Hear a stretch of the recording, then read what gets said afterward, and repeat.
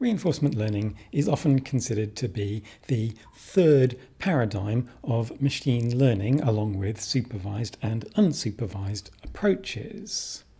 And its modus operandi is extremely different from both of those other two. Also, as mentioned way back in week 1, it's the kind that most closely accords with many of the ways that we understand the idea of learning for ourselves. For all of the machine learning algorithms and applications and models that we've discussed so far, the data is some external thing. It's a quantity, a corpus or body of stuff that we bring to the problem and hand over to the algorithm on a platter. For reinforcement learning, that is not the case. The reinforcement learning algorithm has to go out and find its own data. It has to explore and experiment and discover how the world works. The most common conceptual model underlying reinforcement learning is that of the Markov decision process.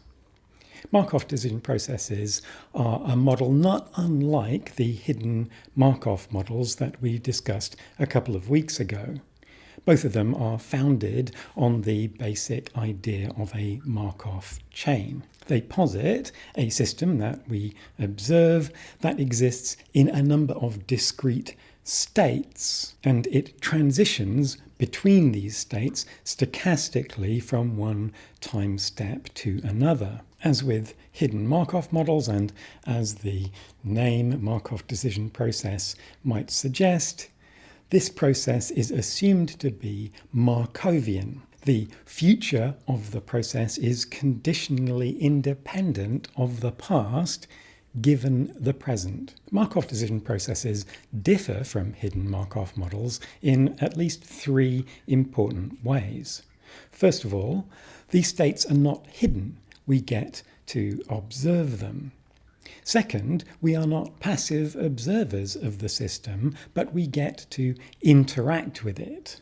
And when I say we here, I generally mean some kind of software agent. We tend not to get our hands dirty ourselves. But the agent is able to perform actions which modify how the system might behave. At each time step, we perform an action, and it's the combination of the current state and the action that determine the transition probabilities for the next state. The third important difference is that there may be a reward associated with each of these transitions.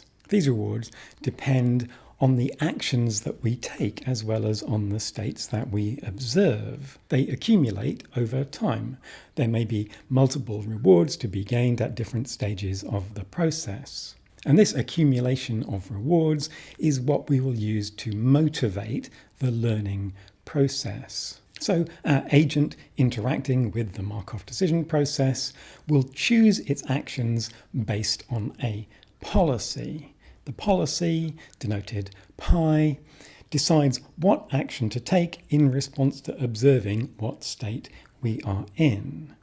This policy may be deterministic, assigning a definite action in response to any particular state, or it may be probabilistic, assigning probabilities of choosing a particular action for each state. A sequence of actions in response to a sequence of states, and then the resulting state transition will give rise potentially to a sequence of rewards. The overall sequence is known as an episode. That is a single trajectory through the system. The overall reward for the episode is the sum of the rewards all the way along, but a discounting factor, denoted gamma, is applied to the rewards, so that rewards further into the future may be given less value than more immediate rewards. This discounting takes the form of a geometric decay, and the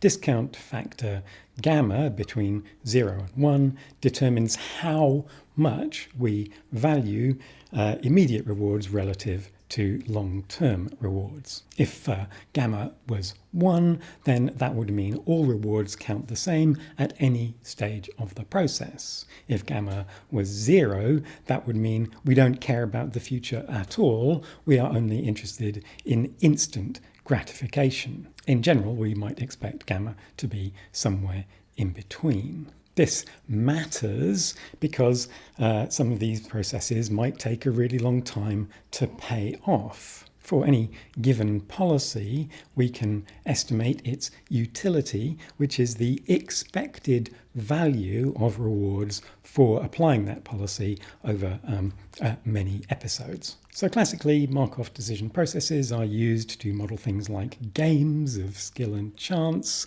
or investment strategies, or for optimizing industrial processes or control processes.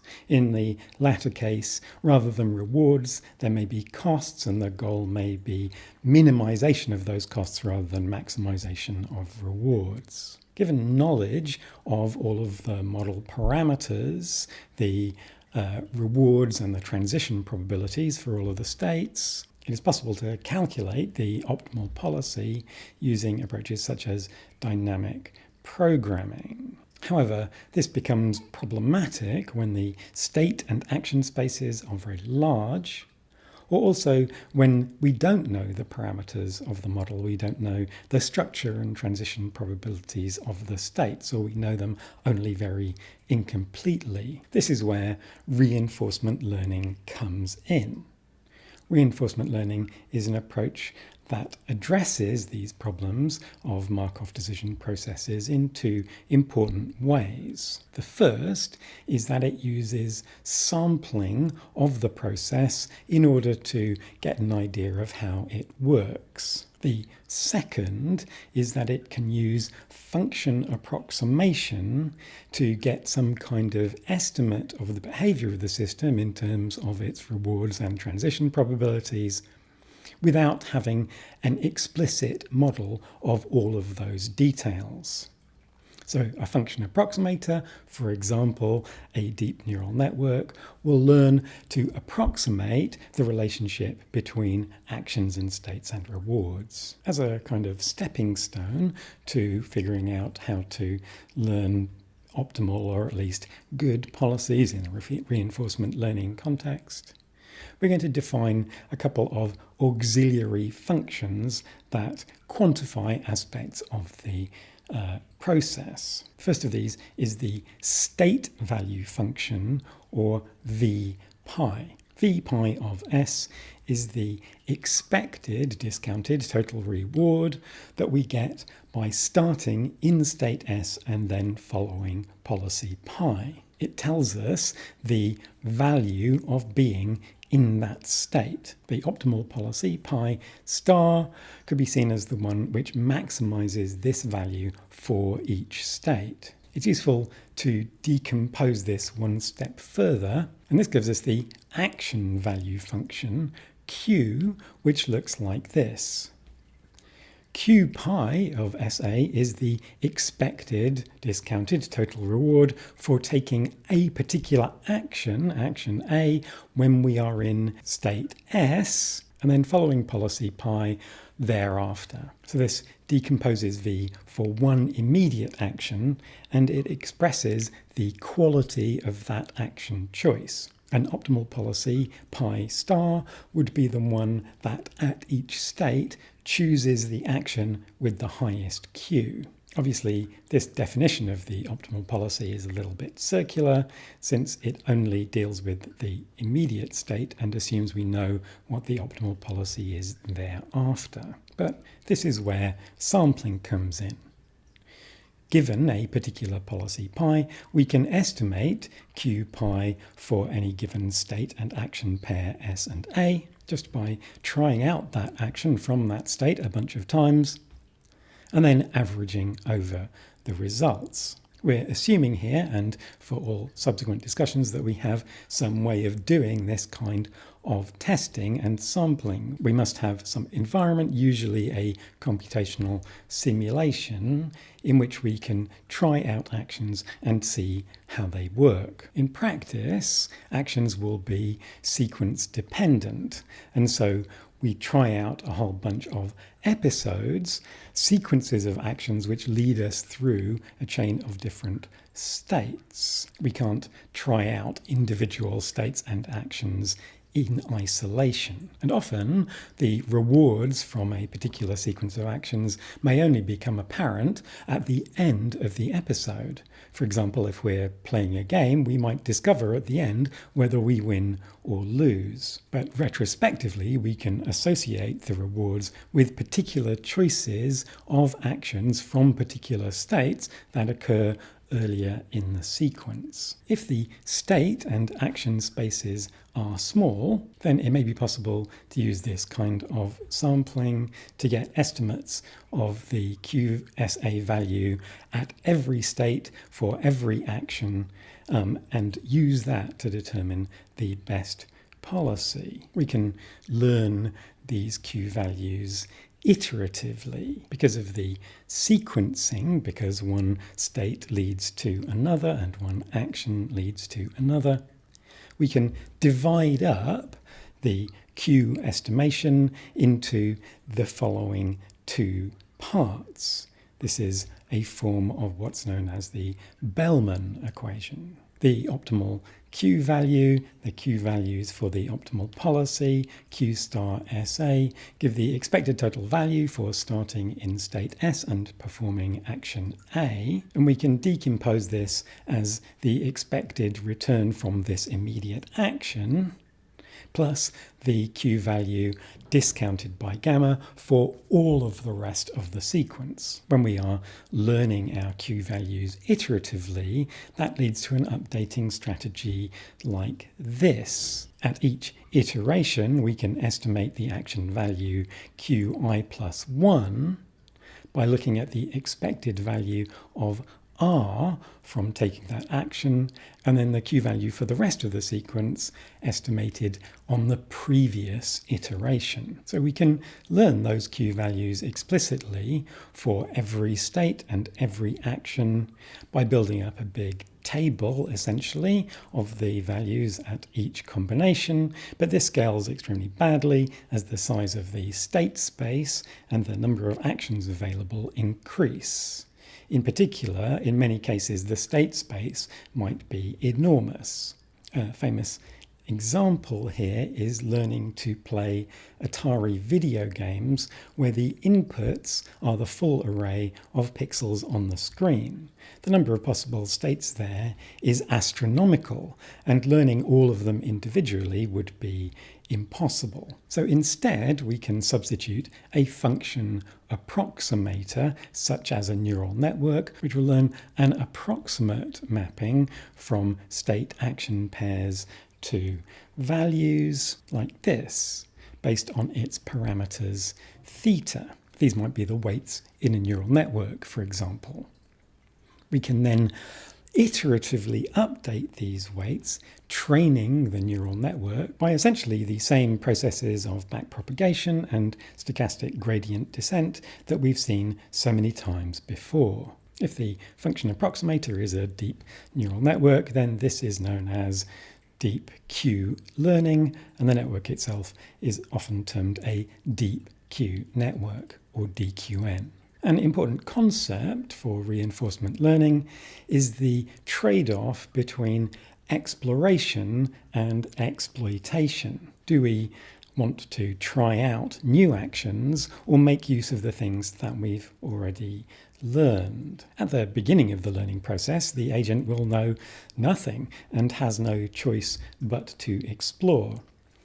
But after a little while, the agent might know some actions that give some rewards. At this point, the agent might be tempted to just keep banging away at those rewarding actions and never explore any other possible actions that might actually lead to greater rewards in the end. There's sort of conceptual overlap here with the idea of mode collapse in a generative adversarial network, which keeps producing things that it knows how to produce rather than trying to learn the entire distribution. A common approach to tackling this exploration-exploitation trade-off is known as the epsilon greedy algorithm. It essentially just defines a hyperparameter epsilon between 0 and 1, which at each time step specifies the probability of either choosing to exploit the best currently known action or just trying some action at random. This leaves open some chance of continuing to explore even after you've learned very profitable strategies. There are variations on this that, for example, vary epsilon through the course of the training, perhaps doing more exploration at the beginning and more exploitation at the end, but the fundamental idea is the same. So DeepQ learning has been pretty successful. Some notable examples are the aforementioned Atari games, where with a single DeepQ network, they managed to train it to learn a whole range of different games without any real prior knowledge of what the games entailed, learning only from the input pixels and knowing only what particular set of actions were available to it, where the actions had no particular knowledge associated with them. So it knew there was an action A and an action B. It didn't know that action A meant move up or action B meant fire. Another notable success was with the online multiplayer game StarCraft. In this case, the reinforcement learning agents were able to learn how to at least emulate complex behaviors that, if we were to perform them ourselves, we would assume required knowledge of what was going on outside of our immediate field of view. So building some kind of mental model of the behavior of the game at large and other players elsewhere in the field. Perhaps most famously, there is the case of AlphaGo, which wasn't purely reinforcement learning, but was driven significantly by reinforcement learning approaches, which managed to defeat the world's best Go players, and in the process apparently discovered strategies that no human player had ever considered. Reinforcement learning allows us to address a whole range of problems for which supervised and unsupervised approaches really have nothing to offer. These are dynamic and interactive problems where the static data just doesn't capture the true behavior of the system. RL can be complex and expensive and unstable to train. It requires an enormous amount of exploration, and it's only really viable if you have a simulation environment within which the agents can run an enormous number of tests. But it has been very successful, and companies like Google DeepMind have invested very heavily in reinforcement learning approaches. And if we had to guess, it seems likely that reinforcement learning has a pretty rosy future.